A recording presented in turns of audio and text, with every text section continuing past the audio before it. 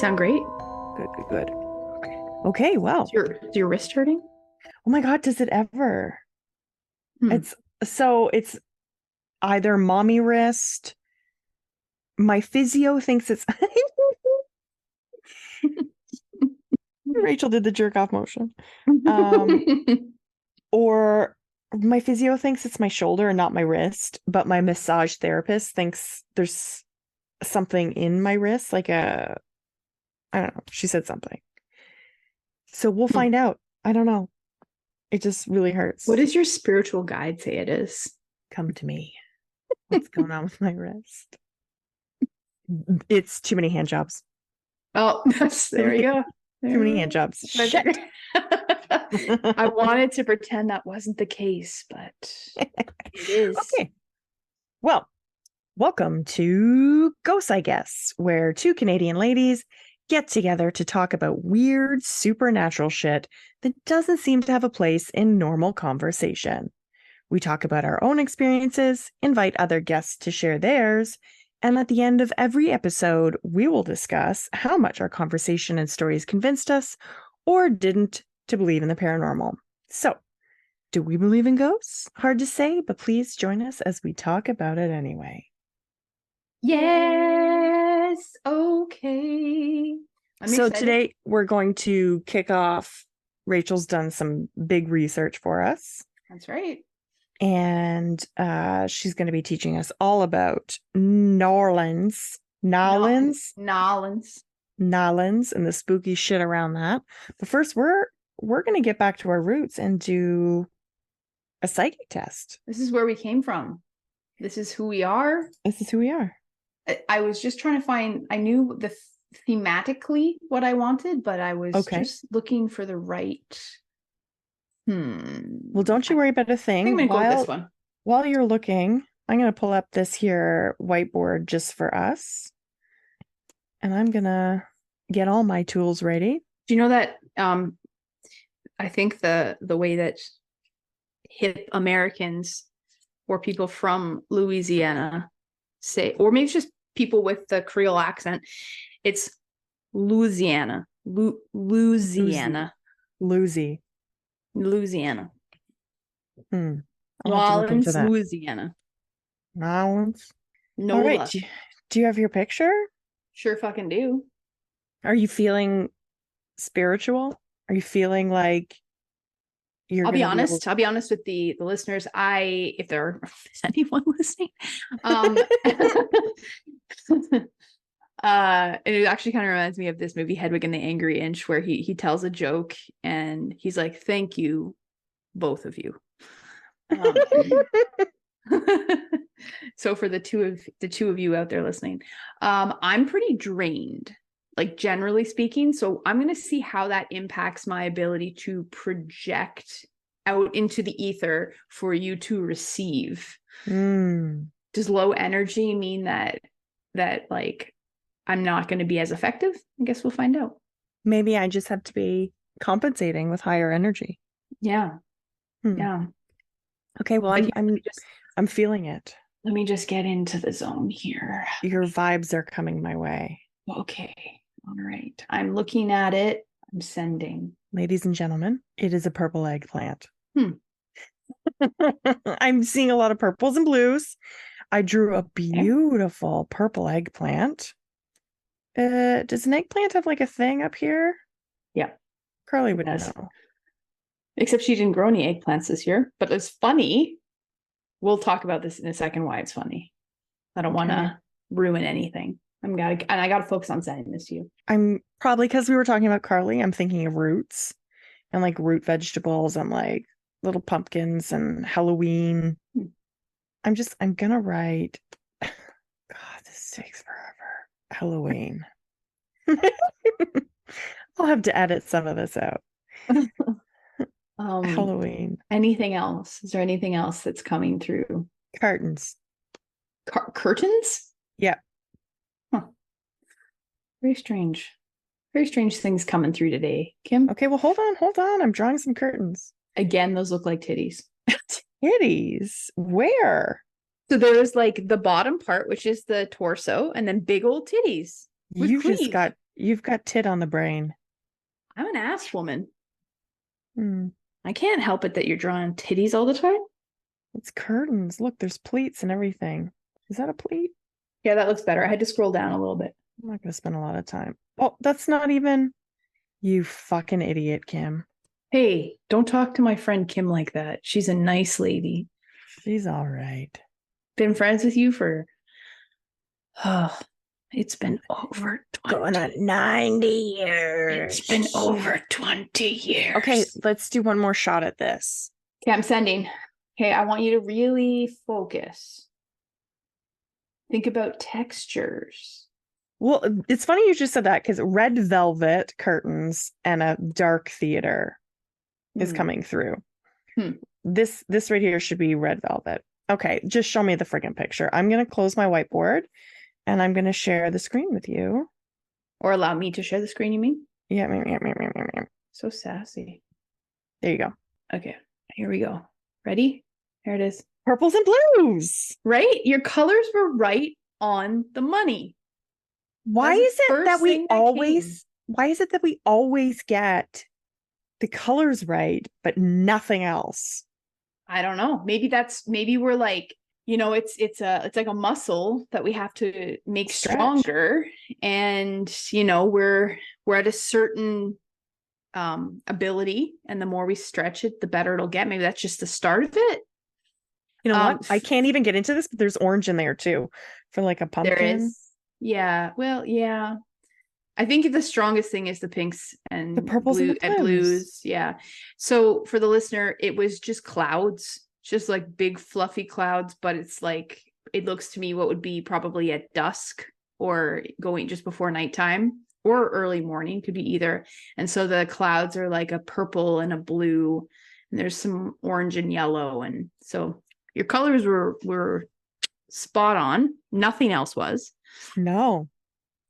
Who's sending me these other images? I don't know. Your brain works in mysterious ways, but listen to this. And this is why you're going to get bonus points on this one. Okay. Today I skipped work. I just couldn't do it. And woke up in a mood. You ever just wake up in a mood and you're not gonna shake it? You just know there's no rallying, and it's like you just have to have a mental health day. Well, that's where I was at. And Carly suggested I go to the farm with her. And so I went, and it was very nice to be out in nature. And I was helping her with the harvesting of the zucchini and the patty pans, which are little summer squash.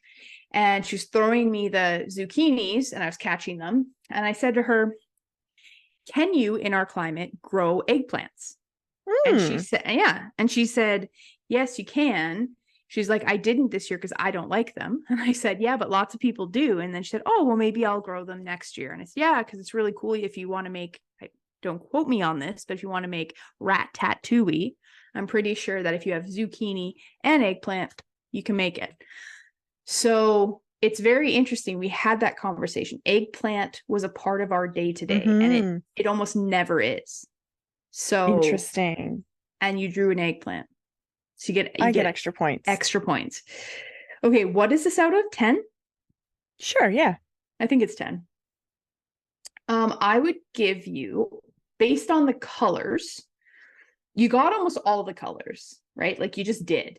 Image-wise, you did not great, but color-wise, so I would give you a 4 because you got all the colors.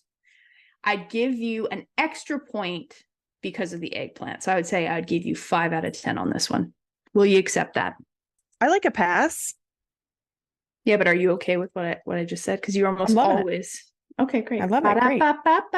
You actually have gotten a lot of almost 5s. Yeah. We always get the colors. Both of us always get the colors. And I always get other things that are tangentially related to other things. Tangentially pushes your glasses up. What does tangentially mean? That's what I say when I see Carly. I'm like, when I see you, and I'm like, woo, with my glasses because she's so pretty. I get it. I think that's from Zooey Deschanel on New Girl. It is. So I do it all the time. I do really love that show. It's a good show.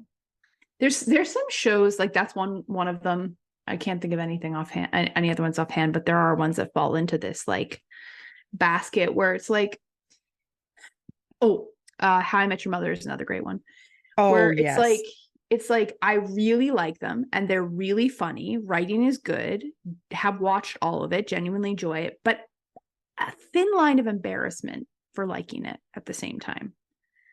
Really? I think it's because it's like it's so mainstream and like Oh. usually I will hate I hate most mainstream things. So some good stuff like filters through, but it's like I guess it's like I could probably talk to the most basic bitch and they would say they like those shows too. And it's like I want to be Unique. a little elevated from that. So it's like, you know, yes, I like them. I don't actually have like, I wouldn't say I have like shame around liking them, but I've got like a little embarrassment to be like, oh, Brooklyn Nine-Nine's another one. Like those three shows, excellent shows, hilarious. But there's a little bit of embarrassment that I don't want to just readily say it to like someone who's really cool that likes cool things because I'll probably be like, oh, How I Met Your Mother, hey. Girl, You know? I tell you what, I don't give a shit what anyone thinks about the things I like. I am a Yeah. little too unapologetic. I throw it all out there. Yeah. I don't cool. care. It's like truly in my heart of hearts. It's like when I thought you were going to an Ed Sheeran concert, but that's not where you went. You went to see Sam Smith, who's so cool. But for some reason in my mind, I was thinking it was Ed Sheeran. And I was like, I have so much upset about that, but I'm just going to leave it. Why? But you're better than this. Oh my God, Ed Sheeran. I cannot stand him. I think he's so overrated. I would go to an Ed Sheeran. I love him. That's too bad. I call him Ed Sheeran. I love him. I think he's wonderful. I would go to him. Can't stand him. And don't even get me started on Taylor Swift. We don't have enough time. We don't have enough time for me to talk about how much I hate her. Well, also, we shouldn't bring that type of energy into the podcast because we'll lose billions of followers. Because everyone loves her. And all I will say, I'm not going to talk about how I feel. I just have a lot of strong opinions, and I'm not a fan. We'll just leave it at that. I'm not going to get into details. But what I will say is there's one podcast I listen to. I listen to it every week. It's massively popular. I'm not going to say what it is. But one of the hosts, the last 2 episodes, when they have their like wrap up, they're talking about shit, she just talks about Taylor Swift constantly. And I'm like, this is not even related, even a little bit. You just pulled her in and I don't want to hear about her. And it just frustrates me. You know what you could do though? This is my only medium to let it out. You could just skip that or not listen. You're absolutely correct. Except that I listen to podcasts when I'm working.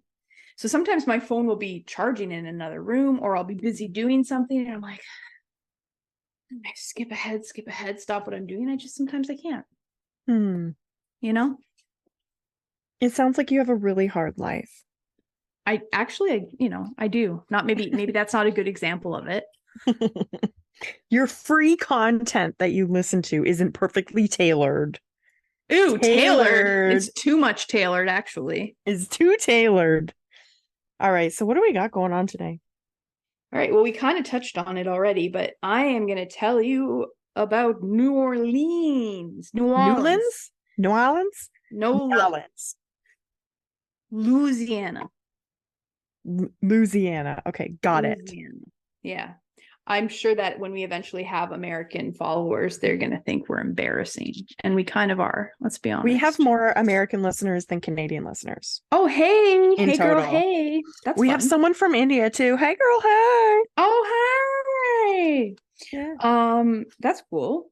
One thing I also have to say about listening to my podcast real quick. I've noticed in listening to them, because I listen to a lot of comedians, musicians, etc. Americans say tour. This is where I'm going on tour. Ew. Tour. It doesn't make any sense. It's tour.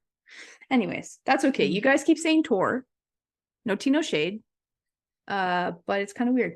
Okay, so New Orleans. Lord, there was a lot of stuff. And I'm going to try to give like a sort of comprehensive, but more like overview of everything that I need to talk on. I could have had enough content probably for 3 podcasts. Before you ask, because I know you're all asking, voodoo is heavily a part of New Orleans in Louisiana. But for me to give it what it deserves, to be able to really get into it and tell stories about it and provide explanation and history on it, that has to be an entirely different episode, which I intend to do. So we're not touching on voodoo today, mostly hauntings and ghosts and things of that nature. So I chose to delve into New Orleans because, and I didn't actually even know this, I just knew there's lots of hauntings, but when I was doing my research, I don't know if you know this, Kim, it is considered America's most haunted city. I didn't know that. So, I'm here to learn today. Yeah. As she pours You're going to learn today. You're going to learn today. As you pour yourself a beer. Yeah. So that was interesting. So that's why I say there's lots and lots of content. There is so much. Like there's so many things. I could probably pick 2 or 3 hauntings and dig deep into them, but I'm going to do more of an overview. So it does track. The further I looked into it, it is very haunted. And as I mentioned, there's also a history of voodoo in the area, which is also fascinating. Vampires, which I touch on a tiny, tiny little bit, but nothing like I would also be interesting to learn more about. But so y'all probably know, but not everyone does. I've also been using y'all a lot. It feels good. So as we mentioned, New Orleans is in Louisiana, and that is on the Mississippi River, which is near the Gulf of Mexico. There's some sort of song that has those exact lyrics, and it's in my head every time I read that sentence and I can't figure out what it is. But so something that's interesting, the Mississippi River includes all or part of 31 states. It is gigantic. Excuse me? Yes, 31 states. And I didn't know this, is what I'm kind of telling you this, 2 Canadian provinces. Wait a second. I'm going to sound so dumb here. Okay. So the Mississippi River touches 31 states. It includes all or parts of 31 states and 2 Canadian provinces. What do you mean by includes all then? Like it touches? Yeah. That's a lie. Come on. What is the Mississippi River called when it touches those other states? I don't know. Rachel, did I catch you? I guess it's saying the watershed of the Mississippi River. The watershed. Yeah. So like what it says here is a certain zone of southern Saskatchewan and southeastern Alberta drains into the Mississippi Basin and then to the Gulf of Mexico. Oh. So I think the idea is that it like whatever bed of water is connected to, say, southern Saskatchewan, that's going to eventually flow down to the Mississippi River. Make it so we're all quite connected. Yeah, it's like it's very massive. That's cool. That's really cool. I thought so, and kind of like shocking. I was like, wait a minute, Canada? What? Even us? Even us? So here's some stuff. I'm going to give you like a little bit of general New Orleans history, not too much, and then we'll get into stuff.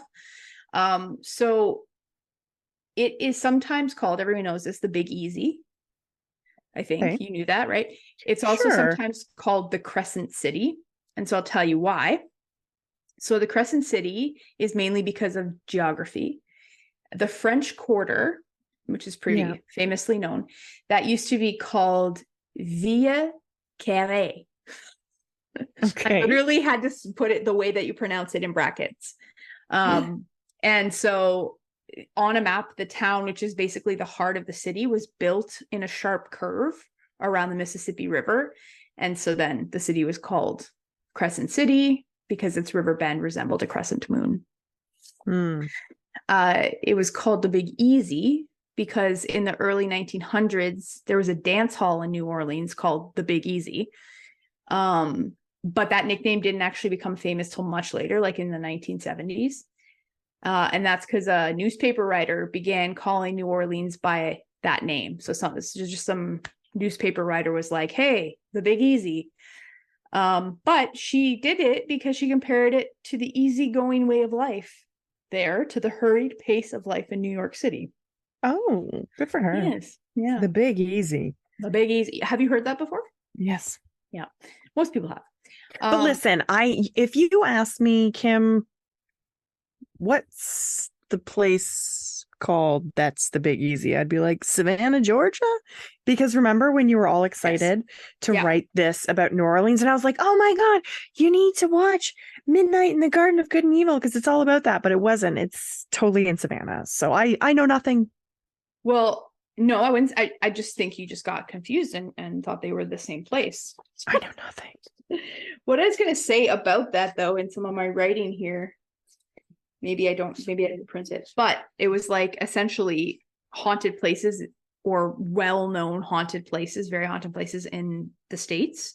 And Savannah was in the list along with New Orleans and Salem and other things. Salem. So New Orleans beat out Salem, right? I mean, it's one of those things where it's considered America's most haunted city, but then like maybe if you talk to someone who knew the history of Boston very well, maybe they would argue that no, that's not the case. Salem is far more haunted. I just saw it come up a lot when I was doing my research. So okay. But so that's all to say, like, it is like Savannah is a very haunted place. And I would even say, like, if you wanted to carry on us telling stories about Southern hauntings, maybe that's one that you could do. I'm going to do it immediately. I'm going to start tonight. That's very exciting. This girl loves nothing more than Savannah, Georgia. Have you been there? No. I live vicariously through my audiobooks. Oh, yeah. If you give me an audiobook and you set it in Savannah, Georgia, and it's like a romance, I'm done. And they have like those fans and like lemonade and that, like, my God, it's a hot one today as I sit on my full wraparound porch drinking my lemonade. Did I ever tell you? Short pit stop. I just told my other friends this when we were at the Sam Smith concert, but like one time I was in Walmart and I was pushing my cart and a whole bunch of shit fell out of my cart and I was all alone. But I was scared. I was scared and it was chaos. And then this man stopped and like helped me, picked it up, put it in my cart, and I was like, oh, thank you. I responded in a Southern accent out of nowhere, and I had to go with it, and then I just ran. And I was like, there's no way. Where did that come from? Who am I? Why am I like this? Because you're just a Southern belle who needed help from a big, strong man. A big, strong man to pick up my carrots. Okay, just I was actually hoping that he was Southern, but that he was really gay. Because there's nothing that I like more than like a really like, you know, strongly gay Southern man. It's just like, it's like those two married together is excellent. It's good. It is good. Okay. So a couple little other bullet points. So the Creole people, that's a huge part of New Orleans. So just giving some information on what that is. They're basically people descended from inhabitants of colonial Louisiana before it became a part of the United States. Okay. So this is, I think, kind of important as we get into like, because there's certain things in history that play into hauntings and stuff. So it's good to have this kind of as context, I think. So there was a period of both French and Spanish rule. So it was colonized first by the French and then the Spanish, then the French again before the US. So Creole is actually a mixture of Native American, the people that were there before any of the colonization, the French, West African, which we'll get into because there's a lot of slaves brought over to Louisiana. It was pretty bad. And Spanish cultures. So it's like, that's Creole. It's a mix of all of that. That is really cool. A melting pot, if you will. So this is one thing that I think I had started with, which is kind of why I I think, twigged your interest when I mentioned that I might do some information, or I might do an episode on New Orleans. New Orleans is at or below sea level, which I had to look up what that is. I'm not even going to get into it. Google it. It's very interesting because I was like, what? How can you be below sea level? Actually, I'll quickly tell you. They drained a basin, like they drained water and then built in where they drained it. That just sounds dumb, but good for them. It's not good. Basically, like that could potentially down the line be a huge problem with natural disasters. Like it was not a good move. But wasn't it already a huge problem? What do you mean? What do you mean? Pardon my idiocy, but wasn't Hurricane Katrina? Yes. That was a big part. That was a big part of it. Was that not because like the levee broke and it all just... Yep. Lord Christ. Okay. Yeah. So that's kind of why it is at or below sea level. But essentially that results in a high water table in the soil. So if a body or a coffin is placed in an in-ground tomb in New Orleans, there's risk of it being waterlogged or even displaced from the ground as a result, because the water is still in the soil. And so for that reason, and I think this is so creepy, this is the thing that started my whole interest, the people of New Orleans generally are buried in above ground tombs. That is so cool. I love it. And you know what's also really weird? Today, I saw an Instagram video, speak of synchronicities, about the good olden days where when they would bury people, if they didn't have a marker, they would sometimes plant a tree. I love that. Right? So they plant a tree there. And then fast forward to our days where they'd go by and they'd like cut the tree down or like dig it up or whatever, and they would find bones inside the tree because it would like just absorb and like, isn't that nuts? Yes. Heard about that today. Trees are also just like, I mean, oh my God. They would have to be an entirely different podcast to talk about trees, but they're incredible. Love it. They're incredible. Continue. So that's just like a little bit of the history. And I just want to say like that, I tried to be very concise in what are the main important parts versus, last time, I can't remember what I was talking about, but I rattled on for a long time. Okay. So anyways, okay. Essentially everywhere I looked online kind of as to why New Orleans is haunted, or why I guess there's such a large amount of, that's the word I'm looking for. Well, it's essentially why there's so many sightings and ghosts and things, heavily populated by the supernatural and paranormal. Oh yeah, the scientific term I think is spooky dooky. It's spooky dooky. That's the science. Okay. I think I was looking for like something like the word saturated, but that's not the word I was looking for. But anyways, that doesn't matter. So the reason why, concentrated. So the reason I was looking online as to why New Orleans is haunted, or whether there's such a concentration of paranormal activity and ghost sightings, it became clear that in a lot of ways, it kind of comes down to the history and the impact that a lot of the tragedies had on creating New Orleans essence. Like there's a lot of stuff that happened there. The cities had, this is like just information from an article, but so the cities had a great concentration of death in a relatively small period of time in a relatively small area. And a quote, which I thought was very kind of like hit the point home, that I saw in an article, was that they say violent death is a strong emotion. And it contributes to hauntings and paranormal activity. And they said, we've no shortage of that here. So of violent death. So there's legends of grisly murders, plundering pirates, voodoo spirits, restless wanderers. There's all these different stories. So I thought first I'd just give you some kind of crazy shit that happened in history that probably led to spirits that are just, you know, they can't rest, that they feel, you know, they have to roam because they're probably just like historically something terrible happened. So, you know, they just keep roaming the space that the terrible thing happened at. They find no rest. So I guess one thing, the French founded the city of New Orleans, which, like, at a site which had been used for centuries by Native Americans as a gathering place. So honestly, literally tale as old as time, and that would be today's French Quarter. The banned tribe was the Choctaw. So as can be expected, there were devastating effects to the band, the Choctaw, as a result of European colonization, both by the French, English, and Spanish. So that's kind of where we start, is there's just like colonizing and horrible acts and just like devastating effects on an entire group of people.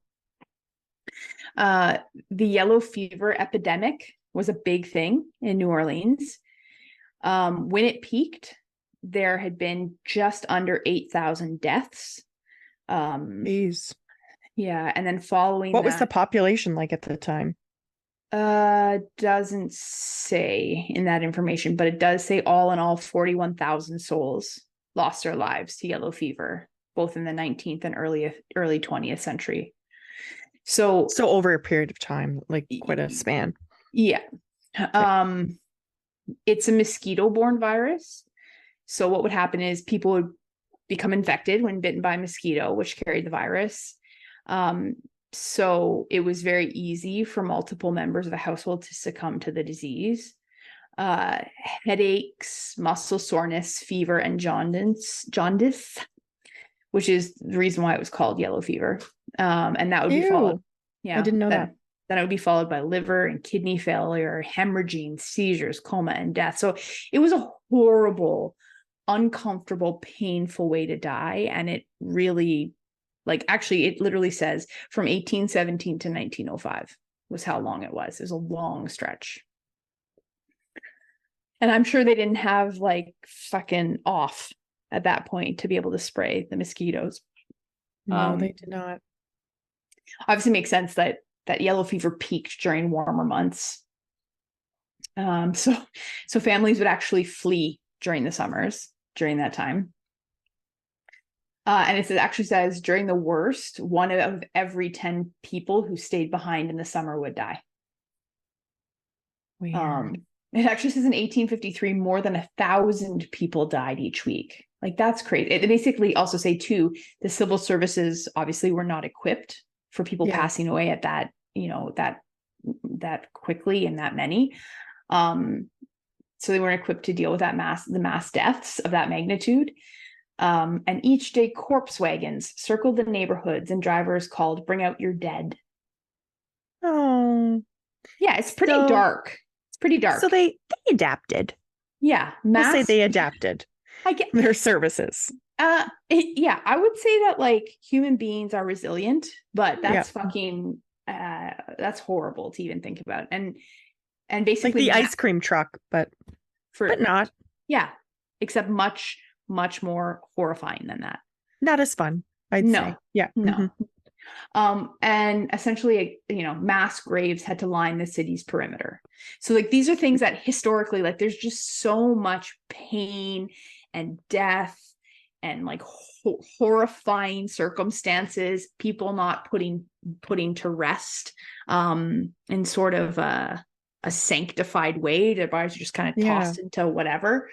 I have a question about that then. Yeah. Did they have catacombs? Like, did they do mass graves, or were they all above ground at this point, or not until they learn their lesson?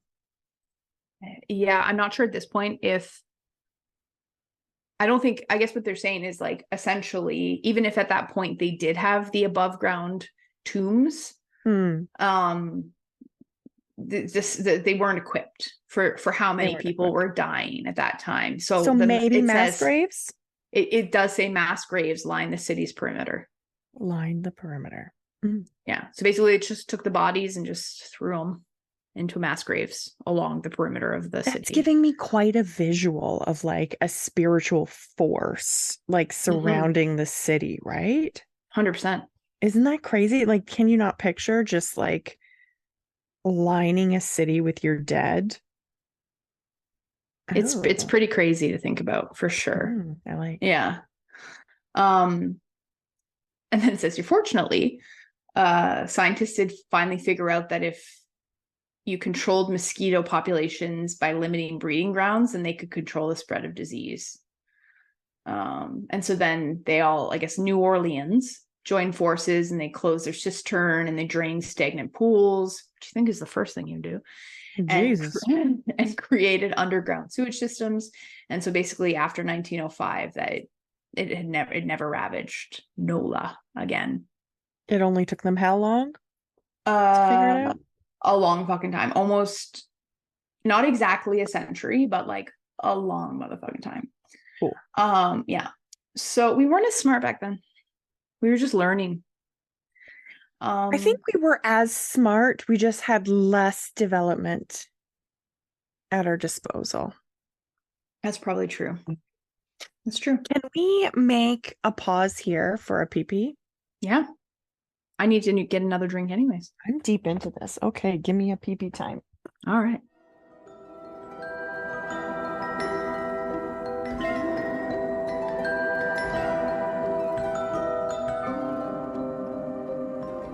Like perfect timing. We arrived at the exact same time. Synchronicities. Okay. So another really, are we ready? Are you ready to keep going? I'm so ready. I'm so ready. Okay. So another big thing that's very, very important is, and I kind of touched on it, New Orleans was built, and we have to recognize it, on the enslavement of Africans and their descendants. Like that is a huge part of how New Orleans exists. It's awful. Enslaved men, women, and children constructed the city's infrastructure, provided domestic labor, sold goods in the market, built many of the homes and buildings which are still seen today. So people were forcibly removed from the West African coast, mainly from, I'm hoping I'm saying this correctly, Senegambia, and brought to Louisiana during the French period. So the French brought them over. The Spanish imported a group from the Benin and Congo regions.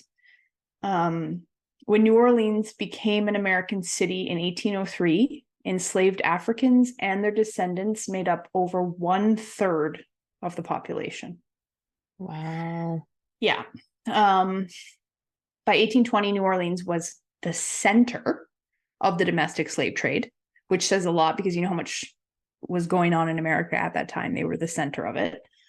And they had basically forcibly moved over 1 million enslaved people from the upper South to the deep South by 1860. So it was no good. And the treatment of those people were horrible. So one big thing, and when we talk about this, I don't want to I actually did a lot of research on the lady herself, but I don't even think I'm going to get into it because I don't want to give her any power whatsoever because she was a piece of shit. But one of the haunted places in in New Orleans is the Laurilee Mansion. It's a big one that came up many times in many different areas when I was looking. So the Laurilee House, it's pretty well known both within and beyond New Orleans city limits. So her name, that's what at least I can get. Her name was Madame Delphine LaLaurie. How do you spell that? Delphine or LaLaurie? LaLaurie. LaLaurie. Weird. So was I saying something different than LaLaurie when I said the mansion? What was I saying? I think I was saying it wrong.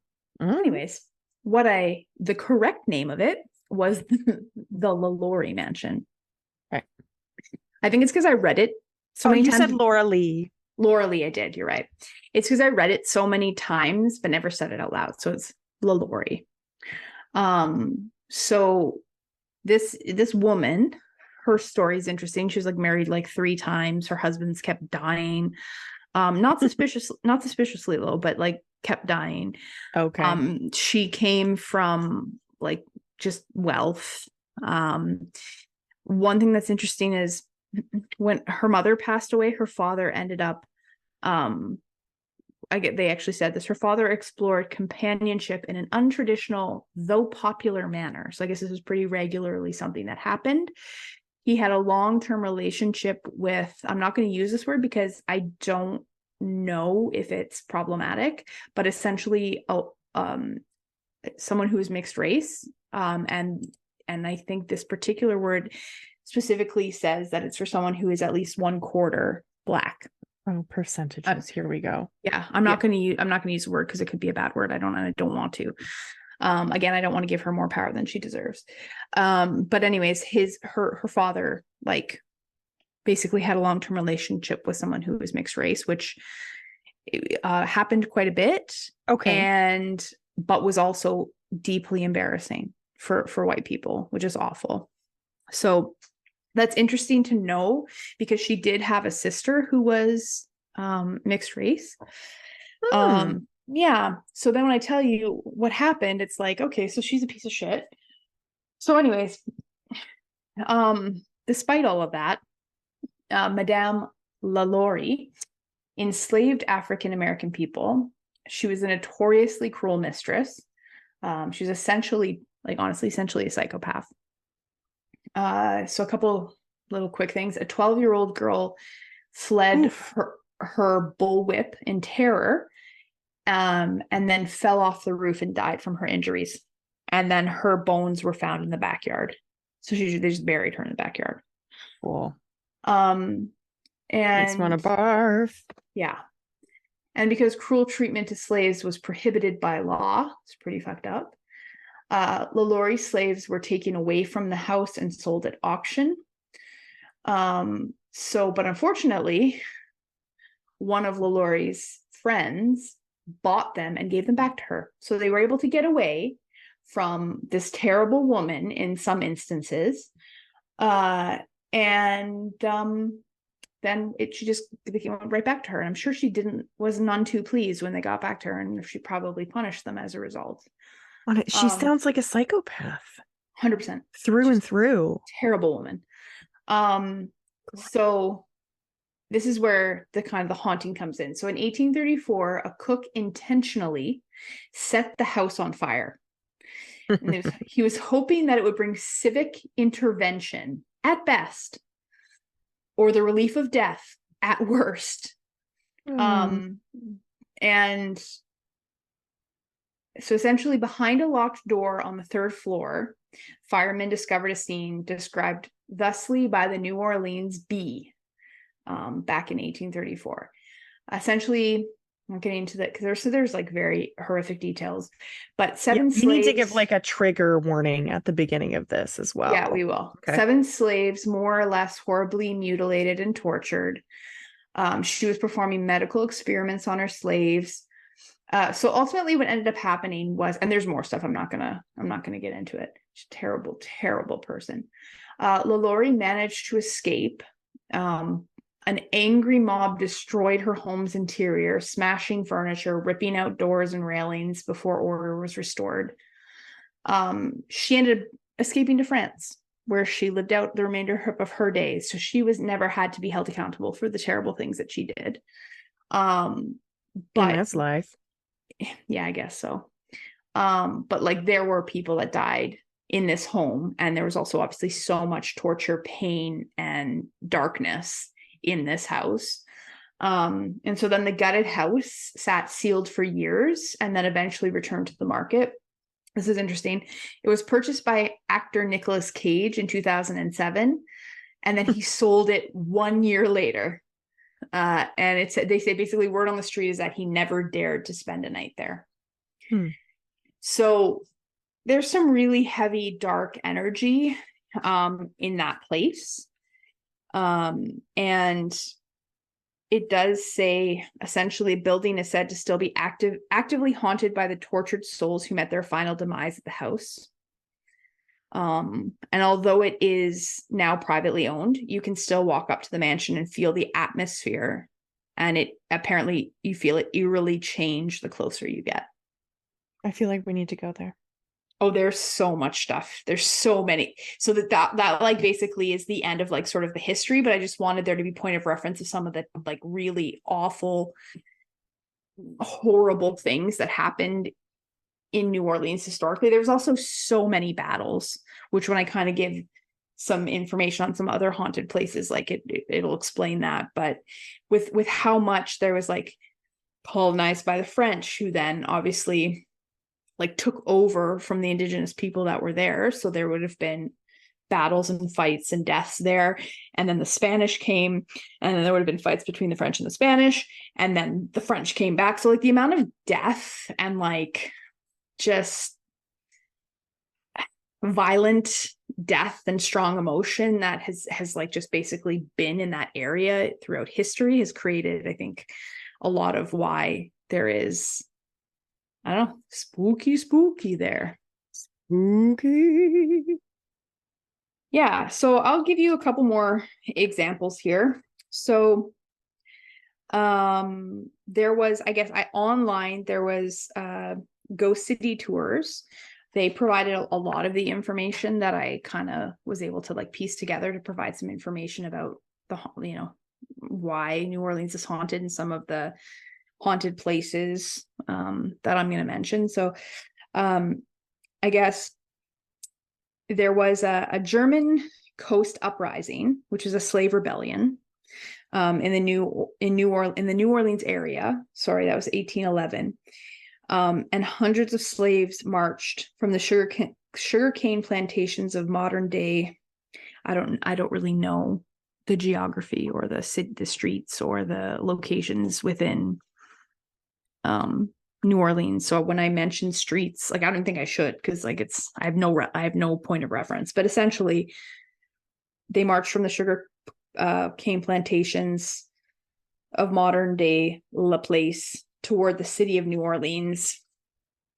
Sorry, I have a lot of stories. I just didn't want to have to copy and paste all of them into a Word document because there's so many. But apparently a tour guide who's like one of these spooky tour guides, the kind of person that, you know, you see on the shows with their little machines. He basically said his home was built on part of one of the former plantations where this happened.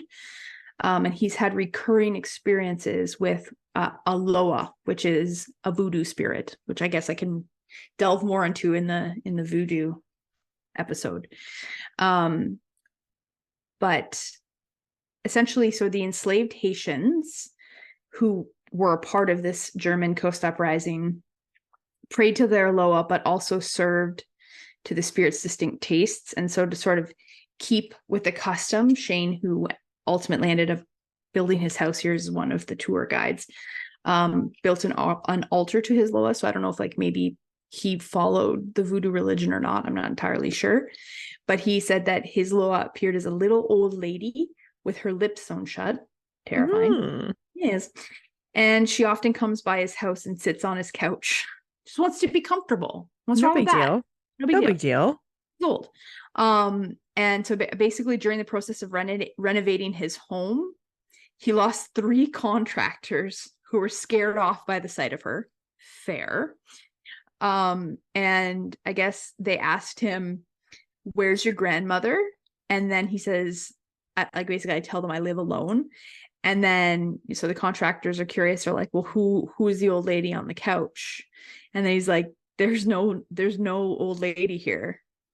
And then one of the contractors just like left and never came back. I need to speak to those contractors. Right. And he said he has never personally seen the old lady with the sewn shut mouth, but others have. That's very weird. Yeah. Maybe it's because he respects from a religious perspective the Loa, like he built the altar and stuff. Yeah.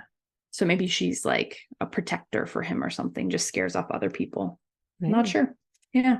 We'll never know. We'll never know. So that's one. There's a St. Roch Cemetery, number 1 and number 2. What essentially, Kim, what I've realized is that if we were to go to New Orleans and we went for like 2 weeks, I think we would have literally no limit to the amount of spooky places we could go visit. Like there's so much. It's crazy. That's a very long time to visit a place. That's what you're hung up on? I guess what I'm saying is that like we could go for 4 days and we wouldn't even scratch the surface. Like I'm trying to say, it's like, there's so much. It's wild. I'm excited. This is top of my list now. Yeah. Right. Except we'll probably have to do like a big trip, and we'll like do New Orleans, and then we'll also go to Savannah, Georgia. I'm not too sure how far away they are from each other, but so St. Roch Cemetery number 1 and 2. That's what's interesting is there's a lot of that, like they have a name for cemetery and it's like number 1 or number 2. I don't know what the situation was with that. I did so much research. That's one thing I didn't look up, but that's typically, I guess, how the cemeteries are named for some reason. I'm sure there's a reason for that.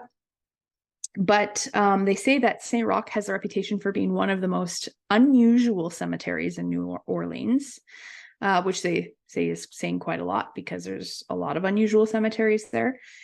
But apparently, despite that, it is one of the least visited cemeteries. But for nearly a century, ghost stories have emerged from this cemetery. One is about the hooded ghost of St. Roch Cemetery. So the hooded figure can sometimes be seen walking through the cemetery's pathways and then leaving right through the walls that surround St. Roch, which is spooky. Now this is cute, and I think you're going to like this quite a bit, Kim. So brace yourself. Another tale is that of a ghost dog. Oh, no. How could you even be cute or scared of a cute little ghost dog? So apparently people see he's often roaming the cemetery. He's typically described as an unnaturally large black dog. Oh my God, is this serious from Harry Potter? It's the Grim. It's the Grim. So serious. His ghostly image has been captured in pictures and on video, which is interesting. Now I want to go find them. Visitors believe the dog to be a stray, and then they follow him throughout the cemetery. But just as they're about to corner him, the dog vanishes. It's a ghost. Yeah. And check this out. Coincidentally, or maybe not, St. Roch is the patron saint of dogs. And there's this dog that's just in his cemetery. My God, I love it. I want to go. I want to go see Ghost Dog. That would be number 1 on my list. Ghost Dog. Ghost Dog. Right? Why wouldn't you? So anyways, this is interesting that the guides, I don't know. This is one of those things where it's like, okay, it's like kind of fun to talk about and think about, but I don't know if it holds any weight. But some of the guides said, advice for anyone who decides to visit the cemeteries: basically walk into a cemetery backwards. Okay. You never want to walk straight into a cemetery. And when you walk in, drop 3 pennies at the gate. And I guess you'll just be fine. Sounds like a bunch of hooey. I think that they're trying to extort money very slowly from people. Yeah, it sounds like a really shitty business venture. We don't even use pennies anymore. We throw them out. In America, though, they still use pennies. Do they? Think so. Give it the times, kids. So some other things. There is the Andrew Jackson Hotel. Okay. It's in the heart of the French Quarter. The hotel's grounds carry the residual energy of the souls who came long before the Andrew Jackson. So even before the hotel was put there. Basically, there was a person who recalled an experience with a guest at the hotel. The lady came up to him and she was almost crying. And she told him she had just told her husband that there were these little kids in their room. And these kids were pulling the sheets off of her when she was in bed, and they were touching her from the side. Doesn't that sound familiar? Sounds like your ghost hauntings. Also, I walked up into our bedroom today when we got back from African Lion Safari. And I heard a little girl giggling in our room. Was it Franny? Nope. She was downstairs. I don't like that. I went downstairs and I was like, John, that freaked me the fuck out. Anyway, go ahead. Why do you think kid noises, when you're experiencing something such as a ghost or some sort of paranormal activity, why are children so much creepier? I'll tell you why. Tell me. Because I think darker forces take the image, or I don't know, projection of a child to seem more innocent and cute, but really it's just conflated. Interesting. Yeah. Do you think that's always the case, or do you think sometimes it's just a child ghost? Yeah, sometimes it's just like, I'm sure, children, but dark energies. I feel like if you're getting the creeps and it's a child's voice, it's like, because it's not truly a child there or a child energy. When this happened to you today, did it feel like a child, or did it feel like not good energy? Not a child. Oh my goodness. Sounded like a child. Sounded like someone faking a little girl giggle. Ew. Not fake, like it sounded like a little girl giggle, but it sounded not genuine. It sounded weird. I hate that, and I don't want to talk about it anymore. It really freaks me out. We're done. Continue with. Also, we can't talk about ghosts here on our ghost podcast. This person, just the last little thing about this hotel, said just a wee bit creepy. Just a wee bit. Just a wee. Yeah. I like it. I'm going. There's Mahogany Jazz Hall. I guess this is like, it says, okay, I see. The tour guides recommend it, but also one of the voodoo princes recommends going there. Because I guess there's many historical events that border on the unbelievable. They didn't get into details of the historical events. But many of the staff who work there have had run-ins with its resident ghosts.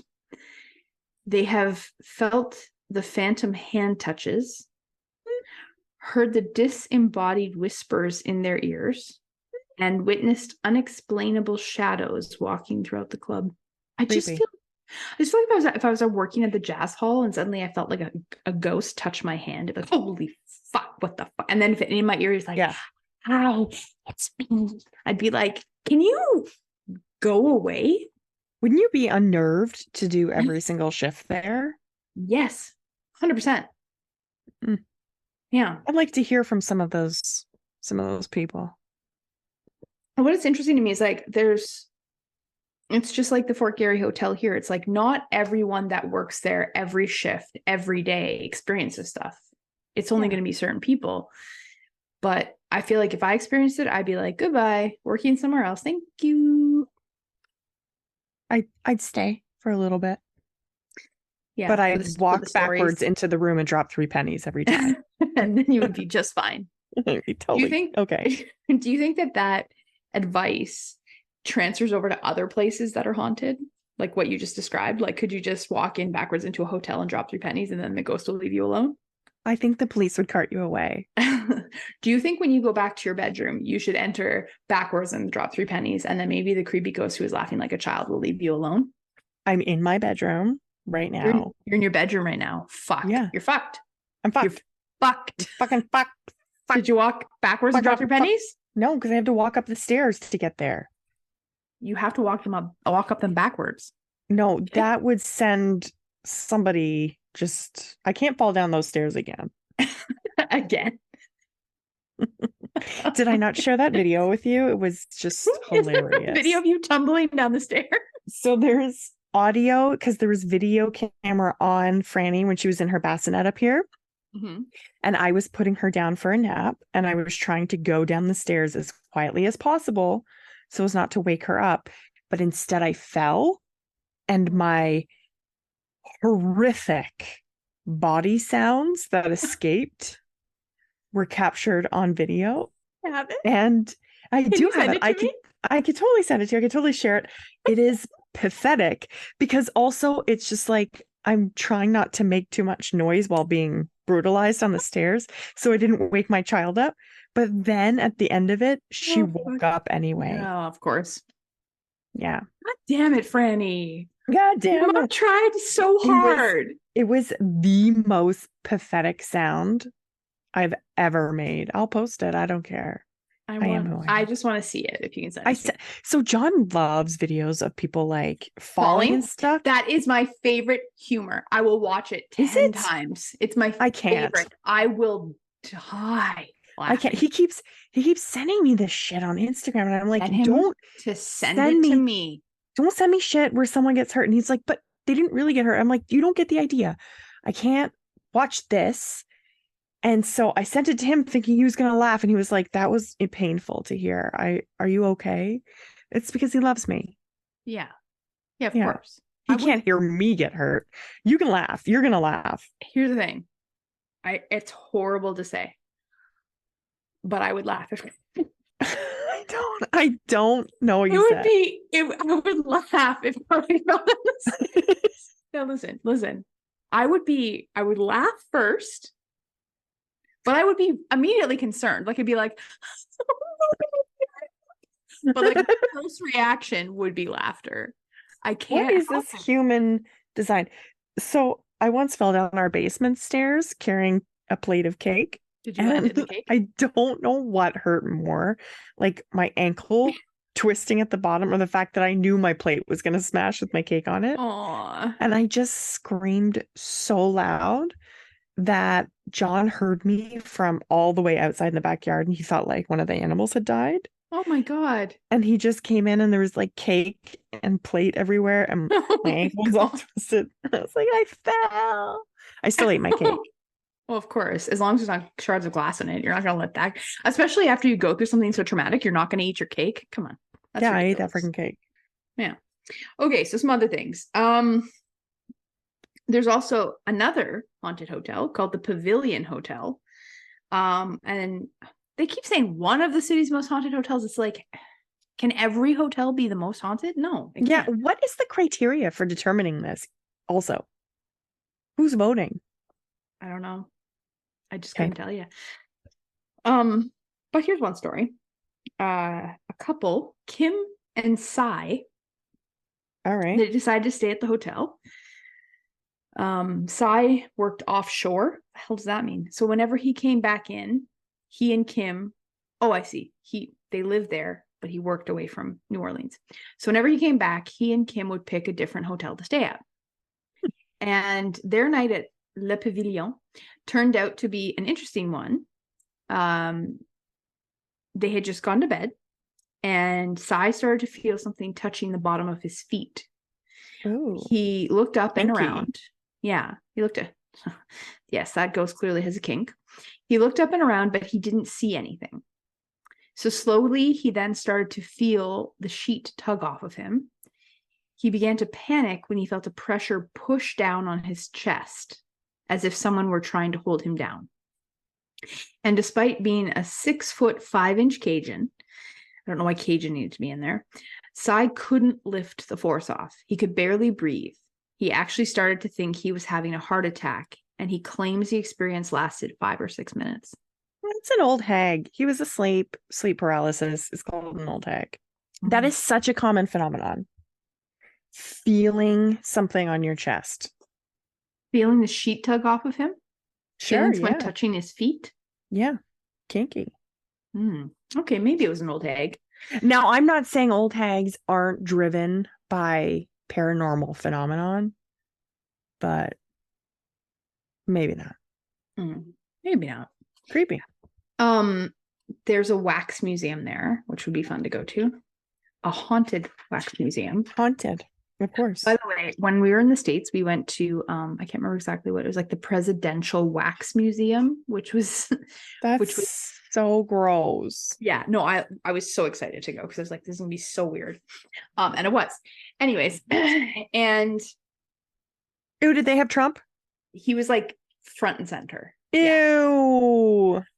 It was anyways, I was like, when are we ever gonna get this opportunity again? Let's do it.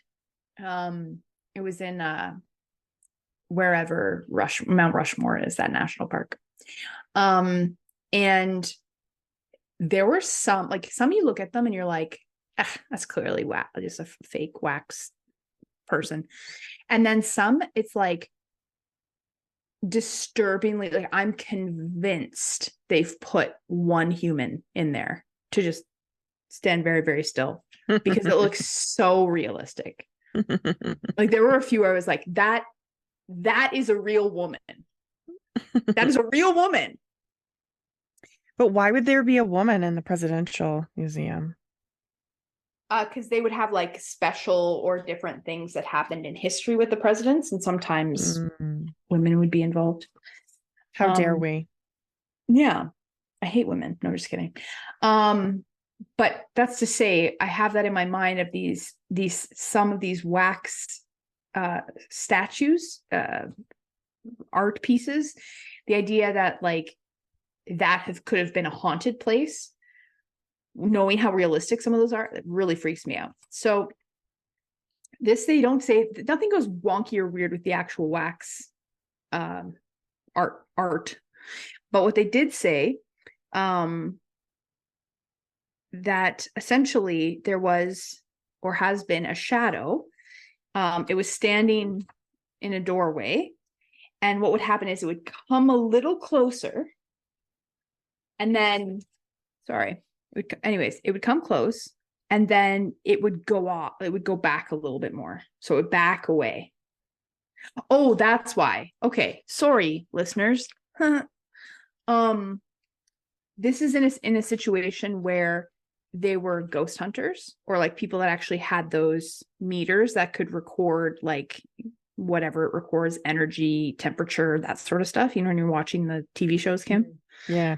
So it was one of those instances. So what happened is that they were there at this place that was supposed to be haunted, and there was a shadow that they saw, and it was standing in the doorway, and it would come in a little bit closer, and then the meter would go off a little bit more, and then it would just back away, and then the meters would stop. And then apparently then it just stood there without movement for quite a while, which is pretty creepy.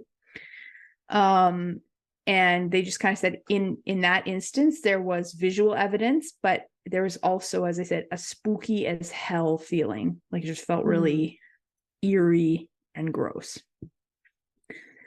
So what's interesting now, like there's other places too.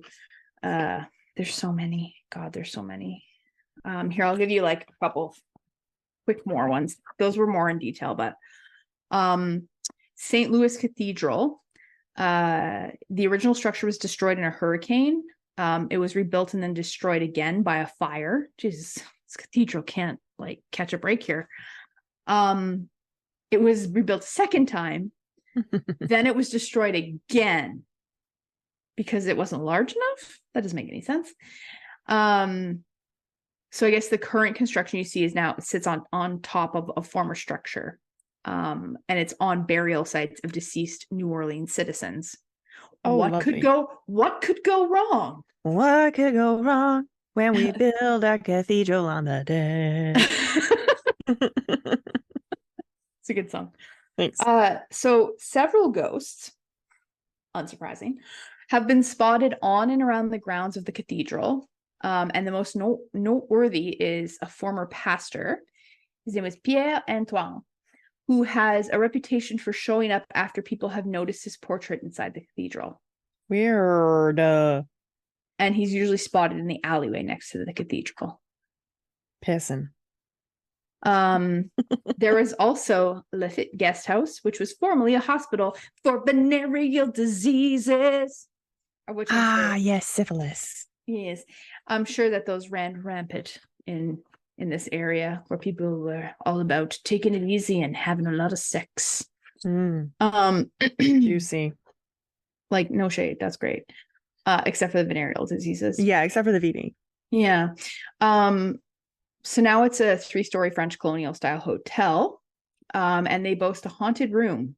It's room 21. It's also interesting too. That's a recurring thing where hotels are like, we have one haunted room. Just one. We gotta go there. I'll email them immediately. Okay. Lafitte. Lafitte. Lafitte. A ghost known as Marie, who is said to have perished from yellow fever. So here we go. Someone who died from yellow fever is often spotted by guests in the room's mirror. No, I don't do mirrors. No, mirrors freak me the fuck out. I think it's because when I was a kid, it was like, look in a mirror in a dark room, say Bloody Mary 3 times. And I was always like, I don't want to. It's gonna be there. So she's also been rumored to be heard coughing. Excuse me. And has just regular conversation with child guests of the hotel. Gross. We don't like her. They say if you want to spend the night in a haunted hotel in New Orleans, be sure to book a stay there and request room 21. Yeah, but like, how do I confirm? I'm not going all the way there and not spending a night in room 21. You're like, I better fucking see a ghost or I want my money back. Yeah, this is why I'm here. Marie, where you at? Jean Lafitte's blacksmith shop. I don't understand, like same last name but different place. Weird. It was a blacksmith shop. It was transformed into a cafe in the 1940s.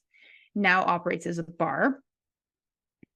A full-bodied apparition thought to be Jean Lafitte himself is often seen inside the bar, standing in a dark corner, staring at his patrons.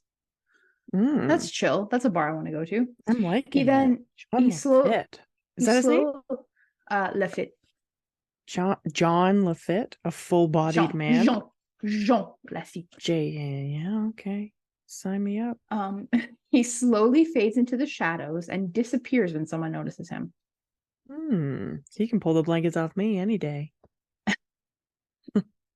I have 2 more, and then I have some theories, and then we can wrap it up. Old Absinthe House. This was with a local reputation for being a bar that catered to people's vices. What bars are not catering to people's vices? Well, what I think they mean is like sex work. Okay. Yes. First we say sex work. But that's not, I think they're talking about the absinthe because it's the old Absinthe house. House. That was a place where people could get their hands on drugs. Oh, drugs as well. And the popular drink absinthe. And in brackets, also called the Green Fairy, which makes me think of Moulin Rouge when he's like, when he sees he takes absinthe, and then it's like little Nicole Kidman. She's like, I'm the Green Fairy. You know what I'm talking about? Creepy. Yeah, I do. Anyways, so ghosts are said to haunt that location, including fucking Jean Lafitte again. What is he doing? He just wanders over to the old Absinthe house? What on earth? I think I need to meet up with this man. It literally says maybe he comes here to take a break from the blacksmith shop! ! Come on. Yeah, maybe. Yeah. Sure.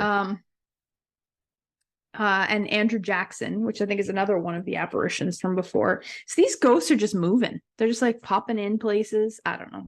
Well, how do we think about that? What do you think about that? They can just pop at different places? No, I think even if people are seeing something, they're just like, yeah, that must be Jean Lafitte because it's the only thing I know of. So because gotta be that one. You know? And is that because he's this is another full-bodied apparition? So like, oh, must be Jean Lafitte. Yeah, they attribute it to whatever they actually know of or are aware of. It could be just, I don't know.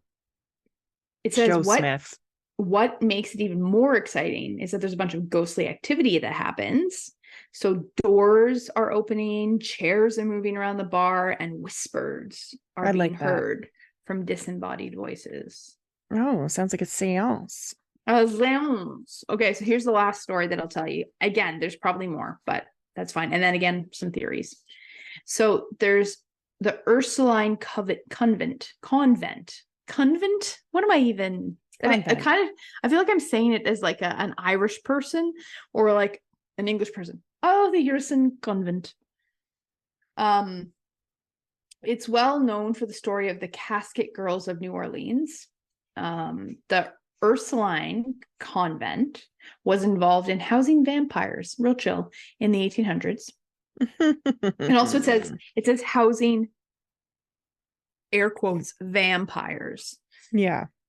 The girls were brought over from France, and after a 6-month journey, they arrived pale and sickly. Well, yeah, it was a 6-month journey. Yeah. Anyways, and they were carrying casket-like suitcases. Yeah. I mean, they just probably didn't like they must be vampires. They just must not have liked the look of these women. And then there's like, those are vampires. They must be vampires. So it caused rumors. They're just anemic. Yeah. Or they're just French. They came from France. Yeah. Yeah. It caused rumors, though, obviously, of the girls being vampires, which run rampant throughout New Orleans. So that's vampire. There are, I'm sure, other vampire stories, but I didn't feel like focusing in on those. So that's some of this. They're bullshit. That's some of the spooky stories. I'm going to give you a moment to put some opinions, have some discussion before I kind of get into some theories that they have that I think are interesting to close it off. So please. Theories about what? Well, why New Orleans is so haunted. Well, because they've lined their city with the dead.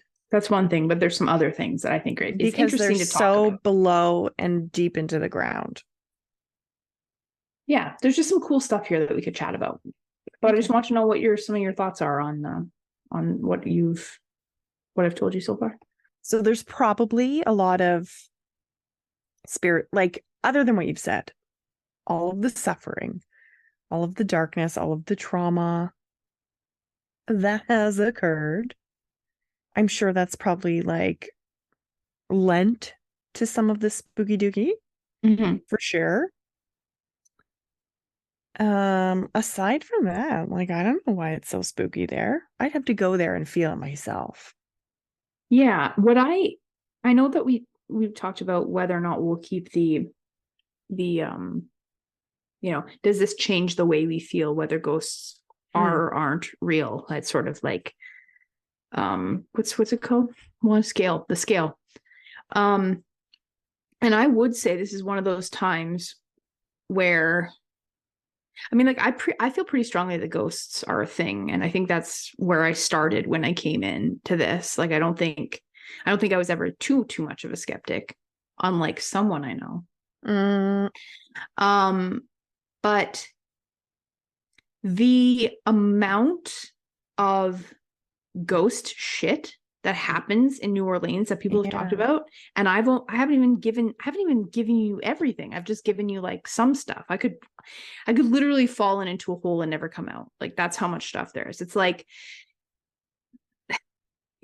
there is something to it. There has to be something to it. It's happening. So it's like, if I was an 8, this is enough to maybe bump me up to a 9 on a scale of 1 to 10. I fully believe that there are physical places in this earth that are more haunted or receptive to spirits than others. Have you heard of Skinwalker Ranch? No. Okay. I'll send you some stuff on Skinwalker Ranch, but like, when they start digging into the earth there, crazy shit happens. And that's maybe what's going on here as well. Like, they drained a basin, like maybe they're screwing with the earth, and like, I don't know, lines are getting crossed, something's happening, and it's opened up some portals, or it's made it more receptive somehow. I feel like that does organically go into some of the stuff I was going to talk about. But one thing I was going to say is Carly and I were watching some like ghost TV shows recently. My feelings are like, I like ones where the real person is telling the story. Like, this happened to me. Yeah, absolutely. But then I don't love when they do like a recreation, because it's almost always really, really cheesy. And there was one that we watched not that long ago, can't remember offhand what it was called. And it was like something to do with like priests and like exorcisms, because it popped up in, I want to say Discovery, because we have the Discovery Plus streaming service. And we were like, ooh, that sounds intriguing. And it was so cheesy. I couldn't even get through one episode. But then there was another one that we recently watched, which I want to say was on Netflix, but might not be. And I'll send that information on to Kim later, and can bring it up again when we're talking to our listeners so that they know what it is. But again, it was that sort of thing where they were telling a story and there's a recreation. The recreation was kind of cheesy. Oh, it was Ghost Stories of Alaska. That's what it was. And one thing, this is all related to what we were just talking about. And one thing they talked about is they called it something specific. And that's what I was trying to look it up on Google. And I might have to ask Carly because she might remember. But it's like there are lines on a map that, like, if you fall like on certain axes, that's just a more haunted place.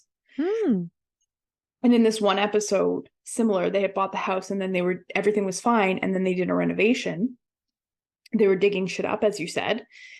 And then there was this like terrible haunting that happened.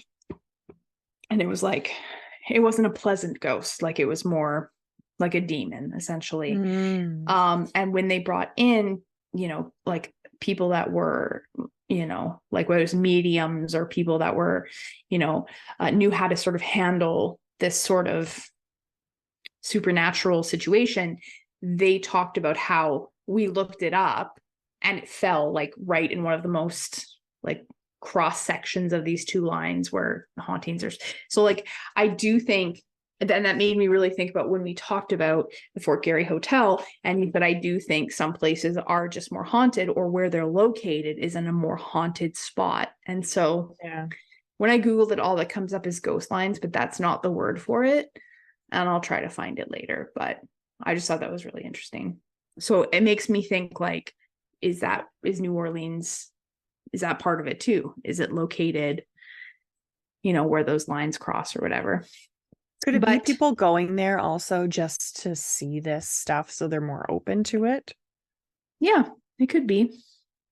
Could be. I do also think that like there seems to be a higher concentration in a smaller space of just awful things that happened. Yeah.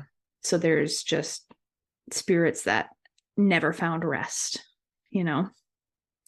But here's a couple of quick things. So they're just saying, like, essentially there's lots of theories. One thing that they talk about is this theory that ghosts can't cross water. And it kind of goes back to ancient times, Greek mythology. Essentially, there's a belief that the dead cannot cross a body of water. And for the Greeks, the river Styx, that's what they're referring to, that existed just for that purpose. So essentially down the allegory, if I don't know if that's the right word, but down in Hades' domain, the river Styx segregated the land of the living from the land of the dead. So within that mythology, a deceased spirit could not pass over the river Styx unless they paid a fee, blah, blah, blah, blah. So essentially, you were banned unless you were able to give this like special fee or whatever. And then they say the Bible says, but essentially when the unclean spirit is gone out of a man, this is Matthew, he walketh through dry places seeking rest and findeth none. That doesn't make any sense. Fucking Bible. Anyways, essentially what they're trying to say is that ghosts can't cross water. And so sort of theories that ghosts can't cross water have continued kind of beyond like mythology and the Bible, which to me is just mythology. And in the American South, those who were enslaved pre-Civil War brought their own beliefs with them from Africa. So there's also that as well. And they believe that water was used to ward off evil spirits, as we know, holy water. So I guess like in most religions, water represents purity, and ghosts for the most part are believed to be wandering souls caught in limbo. So there's like, I guess like, you know, garlic and vampires, or like putting water and ghosts. Yeah, putting salt around or whatever. So it's like geographically, the city is just water on every side, essentially. You know, so if there's a theory that ghosts can't cross running water, New Orleans is surrounded by water. You know what I mean? People so are just trapped. They're trapped. That literally says all the ghosts are stuck here. But wouldn't that be the same for like every small island ever? Yeah, I guess so. I'm not buying it. It's fun to think about. It's so fun to think about. Yeah. They also talk about string theory and that sort of idea of dimensions. Okay, yes. Ooh. Yeah. Ooh. So, you know, there are different dimensions. It's possible that the ghostly plane also exists on the earthly plane. You know, if string theory is true, then there are infinite universes and infinite possibilities. And what if spirits are part of string theory bleeding into our dimension? You know, like, is it possible that that's an area where that is happening? Because they gave an example. It said in Gettysburg, there are countless reports about ghostly soldiers, which have been spotted only chest high weeding through the ground, which is, and it's really, I guess, relatively well known that the soil level during the 1860s was much lower than it is now, which could explain why they see the spirits from only their chest up. So that's one thing. Thoughts, different dimensions, the string theory. That's one of my favorite things to explore, because that's where I normally go with all this stuff. Like, am I capturing a glimpse of some other plane of existence right now? Like I feel another dimension. Yeah. If there's one thing that's like, I think, scientifically known, it's that we can't see the full, the way, like what we can see is limited. Like the eyeballs of a human can only see so much in terms of in color, shapes, dimensions. Like, so this idea that we're limited in that way, but we know that there's stuff that exists beyond what we can see. And it only stands to reason that that's a possibility, right? Yeah. They also talk about the spirits hanging out in multiple places, which we kind of touched on with some of those stories. It's like they say that if string theory is a real thing, then what it could mean for some of the more common ghosts, which they reportedly see in different areas around New Orleans. Jean Lafay. Yeah, the lady in white. There's a little boy who plays pranks in one of the hotels. The ghost of a Confederate soldier who stares blankly into space before implausibly walking through a wall. Yeah, it says the ghost of the little boy is known to haunt the Hotel Monteleone, the Andrew Jackson Hotel, and about 10 other places. This same little ghost, this little boy ghost. Also, too, lady in white, couple different locations. Yeah, this person just basically said what this person is saying. Like, there's a theory that because there's so many hotels in New Orleans that are haunted by little boys, what if they're all the same little boy running throughout the entire French Quarter? You know, so I don't know. What do you think? And then the guy said, maybe there's just one ghost in all of New Orleans, which is a stupid comment. What a stupid fucking comment. But like, essentially, I guess the string theory's dimensional proposal kind of includes that they could exist in different areas. I don't know. What are your thoughts on that? Sure. I mean, if I'm ever going to believe that, you know, Jean Lafitte showing up at two different places, it would be the whole like string theory thing. You know, it wouldn't be. I'm still kind of leaning toward people have this story in their head of, let's say, Jean Lafitte, and they see something. It must be him. You know what I mean? Totally. Like, it could be anything. It's kind of like there was something similar, I think, with some of the ghosts that haunt the Fort Garry Hotel, and people were like, "Oh, they're here, but they're also here in the hotel," and it's like, are they? Are they? Or is this something else entirely? Yeah, there's still even more. Like even in the content that I have, there's even more stories. But like I think we've covered off enough. But there's like, I was. It's kind of funny because I was just like, oh yeah, like that sounds like something interesting. Like I know that New Orleans, like I said, the thing that made me really interested was this whole thing with them being buried above ground. Like I just thought that was so spooky. And then I was like, all right, I'm gonna look into it because I'm sure there's lots of hauntings there. There's the voodoo, blah, blah, blah, blah. And like then I was just like Google search most haunted place in America, and I was like, holy fuck, like it's just like crazy how It's a gold much mine. there is. Yeah. So when are we going? I would love to go to New Orleans. Like love. I wanted to go for a weekend. forever. Let's go for a weekend. We could probably figure that out. Here's the and then we should do like somehow to figure out some recording while we're there. Even if we had like a little handheld recorder. Those little embarrassing like mini microphones that people hold up in TikToks, you know? Have you seen those? Yes, we could do that. Or we could just have a handheld one. But then we could talk to people too. Yeah, with the little mini microphones. Yeah. You know? Okay. I know. Listen, I 110% know what you're talking about. And they are embarrassing. I'm going to look at them on Amazon. Like right now. Tiny microphone. Is that before or after you look up Savannah, Georgia and start that piece of it? Before, because it has more of a dopamine hit to purchase something. Yeah. So anyways, it's wild. The only thing is you have to kind of be careful in the States these days in terms of where you can go safely as a gay person. Oh, true. I went down there recently. I went the main place I went to was Omaha, but we drove through like North Dakota, and we were all up in South Dakota. South Dakota is beautiful. Like I loved it there. Good to know. But there is a tense vibe.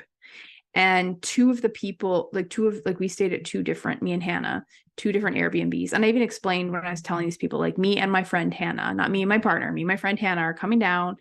We're coming to a concert, da da da da. I'm sure in both instances, those people assumed we were gay.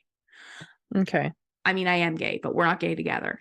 And I even said, like, I'm not going to be out. Like, I just want to make sure that, like, I don't even want to go down that path. I'm not going to talk about having a partner or anything like that.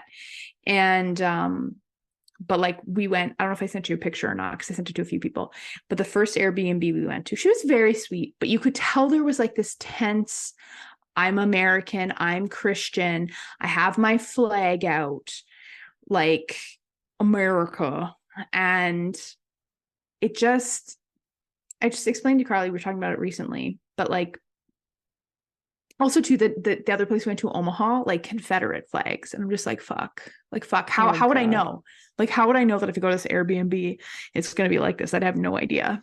So there's a little bit of risk there, but like I said to Carly, like it used to be you'd go down there and you would sometimes run into like that sort of differing socio-political ideology. Yeah. But it was just like, whatever, like we just coexist peacefully. But now it's tense. Now it is tense. It is tense. Do you know what I thought of? And it was so sad. Like we just go to the States all the time just to like shop. We go to Target. Mm-hmm. It's so close to home. And I was grabbing t-shirts out of my drawer just to like throw on. I don't get dressed up. And my hand was going toward my RuPaul t-shirt. And I was like, oh, I better not. Yeah. It's like so sad you have to think about that, but like, I better not. Yeah. Because do I want to like, I'm with my daughter. Do I want some asshole psycho like coming up to me and do I want to be targeted because someone's on a crazy bender that day? Like that's what it feels like now. And I feel like it never, maybe it did feel like that, but I feel like there's been a change. Oh, definitely. And like, I did say to Carly, like, cause we were literally talking about this today. And I was like, with that said, we ran into so many kind, cool people as well. Yes. Yeah. Like that's still there. That's still happening. There's still acceptance and love down there, but there is a tense vibe. And now we can end this in a funny, nice way. When Hannah and I got back, she's so embarrassed I told, but whatever, let everyone know. When we got back, we just got over the border. I don't think we realized how much of an impact that like tense, like kind of like blocked feeling was affecting us. Like it's like imagining like an oil drum that's just like really tight, right? Like that's what it felt like. Like at any minute something could just like go wrong. Like a match could create a flame, and then it would just, because there was so much tenseness. And I don't think we really fully understood the impact that was having on us. And so then we crossed the border, and there's like a little spot to go to the bathroom, like just a little bit beyond the border. So we're back in Canada, and like immediately we're just like, we didn't say anything. There was no communication or exchange, but I could immediately just feel relief and like, okay, I can breathe again. And both of us went to the bathroom, came back out. We were having a smoke, and not that I smoke anymore, but I was on vacation, and we immediately couldn't stop farting. Neither of us, like both at the same time. Just all the gay just escaping your anus.